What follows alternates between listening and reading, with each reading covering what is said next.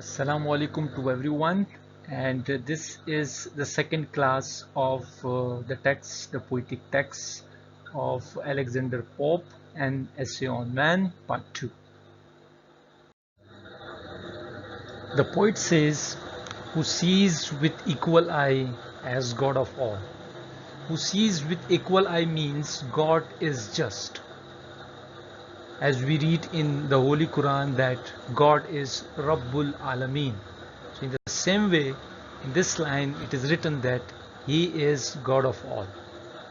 So now in the next line, Alexander Pope, he is giving different examples. He says, a hero perish or a sparrow fall. He knows each and everything. So hero means a very big thing. Sparrow means a very small thing. So here, Alexander Pope, he's talking about two extremes. So he knows whatever is in the heaven and whatever is in the earth. The poet further says, atoms or systems into ruin hurled. He's talking about atoms, a very small thing, the smallest thing. And he's talking about a systems, the largest thing here.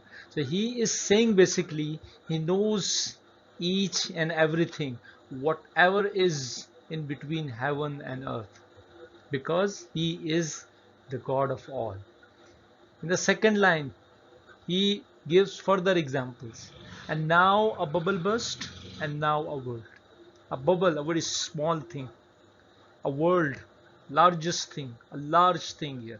So he knows each and everything. The conclusion of these four lines are basically that God knows each and everything. In these lines, the poet Alexander Pope gives a piece of advice. Hope humbly, then with trembling pinions soar. So in the first line, Alexander Pope says we need to add two things in our life. Number one is hope. And this hope should with humility.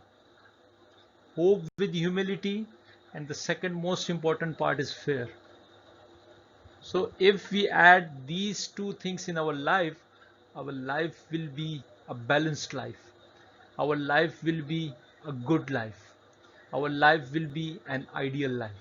Secondly, in the second line, he says, wait the great teacher and God adore. He says, wait for the great teacher. Who is this great teacher? The death, he is using a metaphor for the death here. And he also says we need to praise the creator. Why should we praise the creator? Because he is our creator. That's why we need to praise our creator.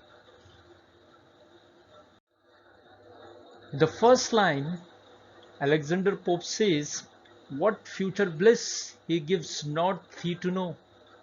So Alexander Pope says, this is the blessing. This is the bliss of future. This is the happiness of future. This is the blessing of God that we are totally blank about future. We don't know anything about future. And in the second line he says, but gives that hope to be thy blessing now.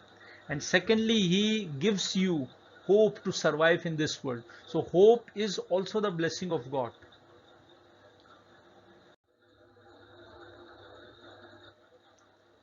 The poet further explains hope, the source of hope. He says hope springs eternal in the human breast. He says hope comes from inside. Hope does not come from outside. Man never is but always to be blessed. In this line, the poet says this is the nature of man. He always runs behind each and everything.